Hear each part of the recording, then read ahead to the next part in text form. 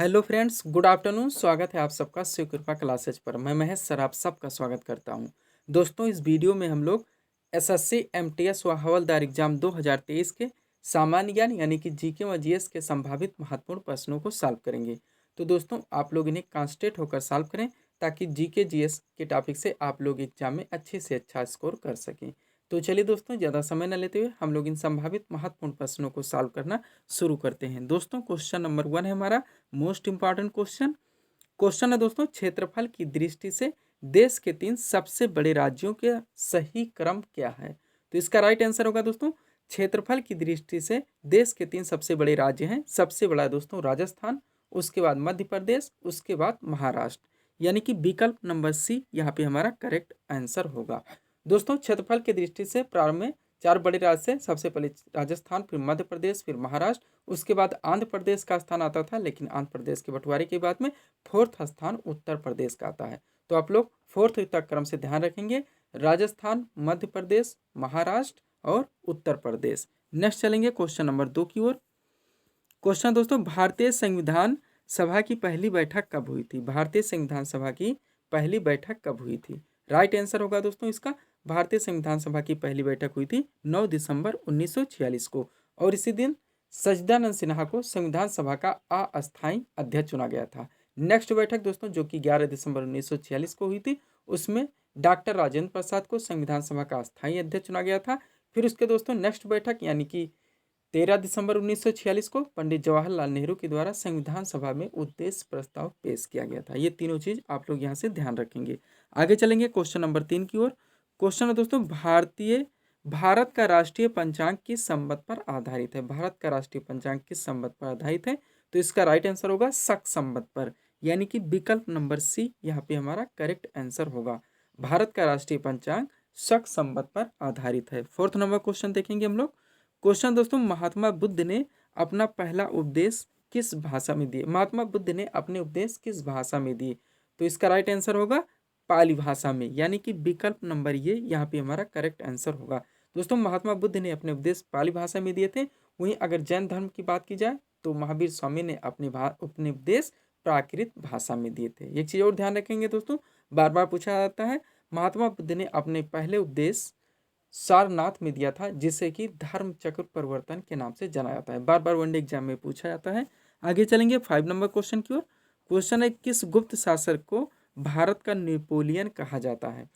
किस गुप्त शासक को भारत का नेपोलियन कहा जाता है? तो इसका राइट आंसर होगा समुद्रगुप्त को, यानी कि विकल्प नंबर बी यहाँ पे हमारा करेक्ट आंसर होगा। समुद्रगुप्त को भारत का नेपोलियन के नाम से जाना जाता है। आगे चलेंगे क्वेश्चन नंबर 6 की ओर। क्वेश्चन दोस्तों, सरदार सरोवर परियोजना किस नदी पर बनाई गई है? तो इसका राइट आंसर होगा सरदार सरोवर परियोजना नर्मदा नदी पर बनाई गई है, यानी कि विकल्प नंबर ये यहाँ पे हमारा करेक्ट आंसर होगा। 7 नंबर क्वेश्चन देखेंगे हम लोग। क्वेश्चन है दोस्तों, जैन धर्म का पहला तीर्थंकर किससे माना जाता है? पहला तीर्थंकर बताना दोस्तों। तो पहले तीर्थंकर कौन थे? ऋषभ देव, यानी कि विकल्प नंबर सी यहाँ पे हमारा करेक्ट आंसर होगा। दोस्तों, जैन धर्म के पहले तीर्थंकर ऋषभ देव थे और इन्हें जैन धर्म का संस्थापक माना जाता है। वहीं अगर दोस्तों अंतिम तीर्थंकर की बात की जाए यानी कि 24वें तीर्थंकर, तो महावीर स्वामी थे, जिन्हें कि जैन धर्म का वास्तविक संस्थापक माना जाता है। 8 नंबर क्वेश्चन देखेंगे हम लोग। क्वेश्चन है दोस्तों, भारतीय संविधान सभा का गठन किस योजना के तहत किया गया था? भारतीय संविधान सभा का गठन किस योजना के तहत किया गया था? तो इसका राइट आंसर होगा कैबिनेट मिशन योजना 1946 के अंतर्गत, यानी कि विकल्प नंबर सी यहाँ पे हमारा करेक्ट आंसर होगा। बार बार पूछा गया दोस्तों, मोस्ट इंपॉर्टेंट क्वेश्चन है। नेक्स्ट देखेंगे 9 नंबर क्वेश्चन को। क्वेश्चन है, संसद के संयुक्त अधिवेशन की अध्यक्षता किसके द्वारा की जाती है? संसद के संयुक्त अधिवेशन की अध्यक्षता किसके द्वारा की जाती है? दोस्तों, संसद के संयुक्त अधिवेशन को बुलाने का अधिकार, संसद के संयुक्त अधिवेशन को संबोधित करने का अधिकार व संसद के निचले सदन यानी कि लोकसभा को भंग करने का अधिकार, ये तीनों कार्य राष्ट्रपति के द्वारा किए जाते हैं। लेकिन जब अध्यक्षता की बात होगी यानी कि संसद के संयुक्त अधिवेशन की अध्यक्षता किसके द्वारा की जाती है, तो इसका राइट आंसर होगा लोकसभा अध्यक्ष, यानी कि विकल्प नंबर सी यहाँ पे हमारा करेक्ट आंसर होगा। 10 नंबर क्वेश्चन देखेंगे हम लोग। क्वेश्चन है दोस्तों, तीर्थस्थल रामेश्वरम निम्नांकित में से किस राज्य में है? तीर्थस्थल रामेश्वरम निम्नांकित में से किस राज्य में है? तो इसका राइट आंसर होगा तमिलनाडु में। दोस्तों, तीर्थस्थल रामेश्वरम तमिलनाडु राज्य में स्थित है। बार बार पूछा गया, वनडे एग्जाम का फेवरेट क्वेश्चन है।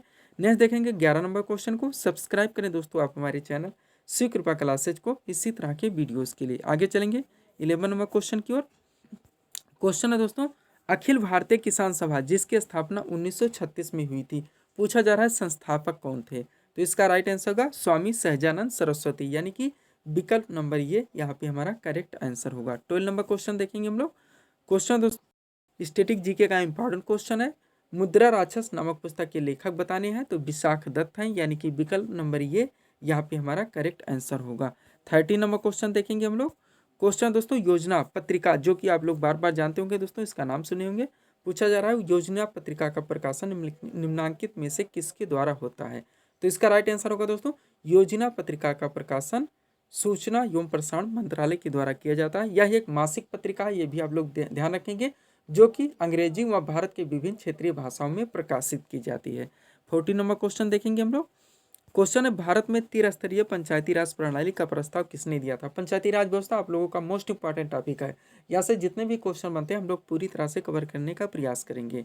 क्वेश्चन था दोस्तों भारत में त्रिस्तरीय पंचायती राज प्रणाली का प्रस्ताव किसने दिया था। तो इसका राइट आंसर होगा बलवंत राय मेहता की समिति ने, यानी कि विकल्प नंबर ये यहाँ पे हमारा करेक्ट आंसर होगा। 15 नंबर क्वेश्चन देखेंगे हम लोग। क्वेश्चन है दोस्तों दीन ए इलाही एक नया धर्म निम्नलिखित में से किसके द्वारा शुरू किया गया था। दीन ए इलाही बार बार पूछा गया, तो अकबर के द्वारा शुरू किया गया था, यानी कि विकल्प नंबर सी यहाँ पे हमारा करेक्ट आंसर होगा। एक इंपॉर्टेंट स्टेटमेंट देखेंगे दोस्तों, ताकि ये क्वेश्चन हमारा पूरी तरह से क्लियर हो सके। ध्यान दीजिएगा, दीन ए इलाही नामक एक नया धर्म अकबर द्वारा शुरू किया गया था, जो कि हमारा आंसर है। इसके प्रथम अनुयायी बीरबल थे, ये भी आप लोग ध्यान रखेंगे। सभी धर्मों के सार संग्रह के रूप में अकबर द्वारा 1582 डेट भी आप लोग ध्यान रखेंगे। ईस्वी में दीन ए इलाही का परिवर्तन किया गया, अबुल फजल इसका प्रधान पुरोहित था। आगे चलेंगे 16 नंबर क्वेश्चन की ओर। क्वेश्चन है फूलों की घाटी किस राज्य में स्थित है। स्टैटिक जीके का क्वेश्चन है, तो इसका राइट आंसर होगा उत्तराखंड राज्य में, यानी कि विकल्प नंबर सी यहाँ पे हमारा करेक्ट आंसर होगा।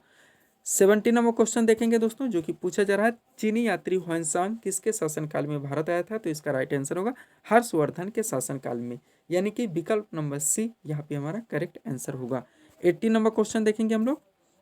लाइफ डिवाइन पुस्तक के लेखक बताने दोस्तों। 18 नंबर क्वेश्चन में बार बार पूछा गया मोस्ट इंपॉर्टेंट क्वेश्चन है दोस्तों, लाइफ डिवाइन पुस्तक के लेखक कौन थे। तो यह है अरविंद घोष, यानी कि विकल्प नंबर डी यहाँ पे हमारा करेक्ट आंसर होगा। आगे देखेंगे 19 नंबर क्वेश्चन को। क्वेश्चन है दोस्तों नेत्र दान में आँख का कौन सा भाग दान किया जाता है। जनरल साइंस का इंपॉर्टेंट क्वेश्चन है दोस्तों, कॉमन सेंस बेस्ड। तो इसका राइट आंसर होगा नेत्र दान में आँख का कौन सा भाग दान किया जाता है, कॉर्निया का, यानी कि विकल्प नंबर ये यहाँ पे हमारा करेक्ट आंसर होगा। 20 नंबर क्वेश्चन देखेंगे दोस्तों, जो कि इस सीरीज का हमारा लास्ट क्वेश्चन होगा। पूछा जा रहा है रक्त का थक्का किस विटामिन की कमी से नहीं बनता है। तो इसका राइट आंसर होगा दोस्तों विटामिन के की कमी से।